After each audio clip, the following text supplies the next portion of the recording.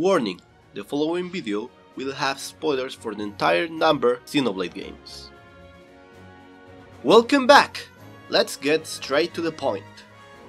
The Xenoblade 3 plus Future Redeem lore analysis was getting bigger and bigger, so I decided to divide it into smaller videos with different topics each. Otherwise, we would end up with hour-long videos. But we wouldn't want that, would we? So, in today's video, we will have the first episode of the Future Redeem lore analysis series, where we analyze the current state of Xenoblade's lore after the release of said DLC, which brought lots of stuff to the table, more than what people give it credit for, as some people say it didn't add much. But first, we will check out what we got right and wrong on our previous Wave 4 trailer analysis and geography analysis, to then analyze the first individual topic that caught my attention, the Immortals. So, the Trinity Processor and Origin topic will have to wait a little bit longer. If you have different or new ideas, please share your knowledge on the comments below. Anyways, on with the video. Part 1. Our Wave 4 first trailer analysis video. Okay, let's check them quickly. I was right and wrong at the same time in several aspects. It was Colony 9 after all, as I said in the first video, but I immediately regretted it in the comment section and included that in the geography video. Such a fool. I was right first and then wrong. It was the anti-air battery, and a matter of perspective. Anyways, from the important parts that I included in that video, some key parts were indeed Granddad being N's son, with Matthew and Niall being N's grandson, as N only had one son, Niall being lost as one of the main parts of the story too, Origin being flying above, and the RIP Colony 9 part.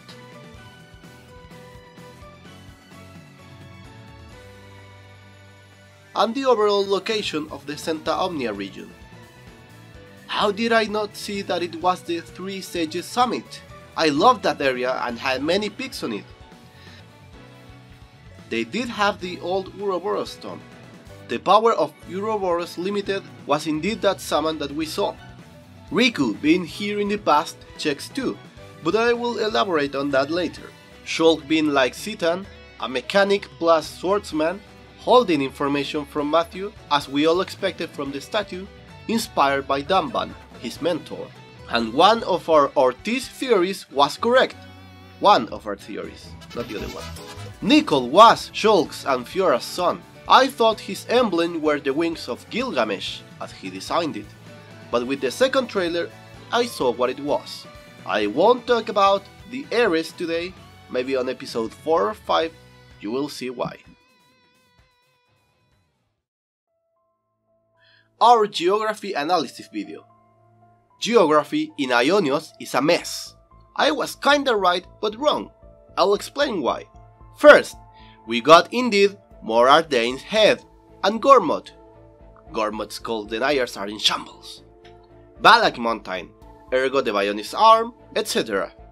Although most of the locations match the model, there is one issue, the Santa Omnia region, as not only does include the rest of Bionis Leg, Balak Mountain and Gower Plain, but Colony 9 and Tantal Ruins?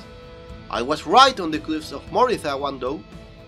Anyways, Genbu, which should be next to Uraya, and Colony 9, which should be on the other side of Bionis Head, along with the Agnes Tomb from Magna and Exile Fortress from Saturn, do not match. At first. The first one should be on opposite borders of Aionios, and the others in different regions. However, I have two theories on the matter. First, just Origin messing up the data, a mash of regions, but the other regions do align with the old worlds and the model. So my main theory is the following. The worlds, when colliding, were rotating in fact. So, I imagine the creation of Aionios as a whirlpool, where stuff from the borders are dragged into the center, which is the messiest part. so the central region having a mix of the borders and nearby regions could be explained through this. This is just a speculation though, it could be just creative freedom. I won't go into many geography details in this series, as the main topic is the lore. So, today's main topic is...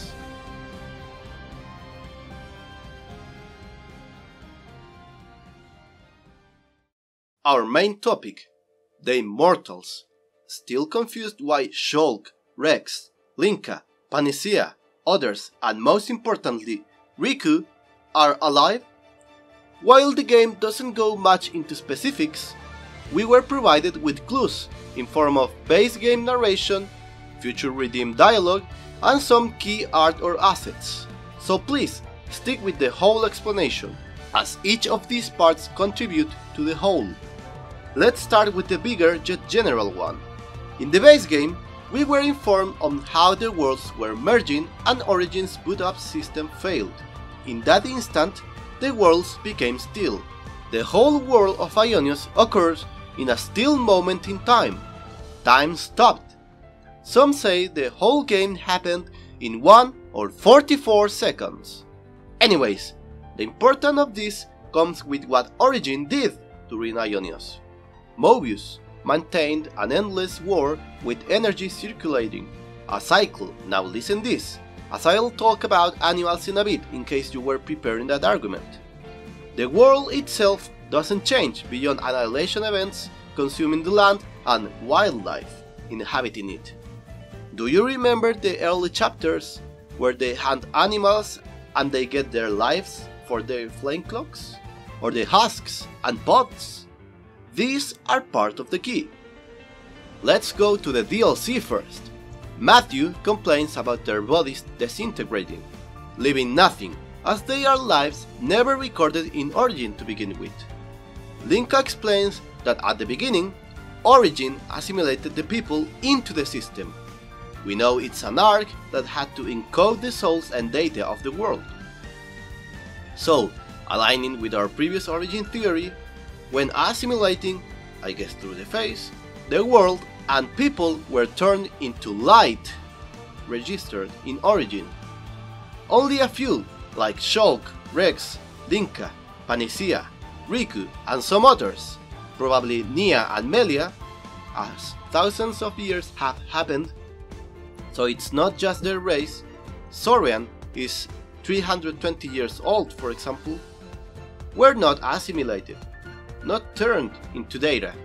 Instead, they survived and stayed in that way in this land in frozen time, with people from the original worlds not aging due to this. Immortals, at some energy cost from the world obviously. Freezing time costs a lot. Now, you may be wondering, how do the other people and animals age? Well, we have various clues. First, the ones aging are beings born in Aionios. As for the why, it's because they were generated there. They are part of an artificial clock or expiry date, or artificial destiny, if you will, or aging system in this frozen world. The soldiers are not humans through and through. We know that their souls are from people of the original worlds, but recorded in Origin, and their bodies are grown artificially, made to carry these souls and life energy, the husks. But as soldiers, they were made to only last a while, and force them to fight. The wildlife too, they may not be husks, but as we have seen in story and side quests, that the colonists are tasked with hunting them, not just for food, but for life energy as well, to feed the clocks, and with that, unknowingly, also maintaining their life energy flowing or cycling for Origin to distribute equally and avoiding the overlapping of positive and negative energy beams. The thing is that time in Aionios, for the beings in Aionios, doesn't work naturally. It follows the rules of this world, while the Immortals came from outside. You could say that they exist outside the pre-established harmony, external to the flow. The issue comes with the city folk, as they were not recorded in Origin to begin with. nor grown in the castles. So they do not come back, but they also die without leaving a husk, following the rules of the world, disappearing into yellow moths that stay outside of circulation, and heavily influencing their culture.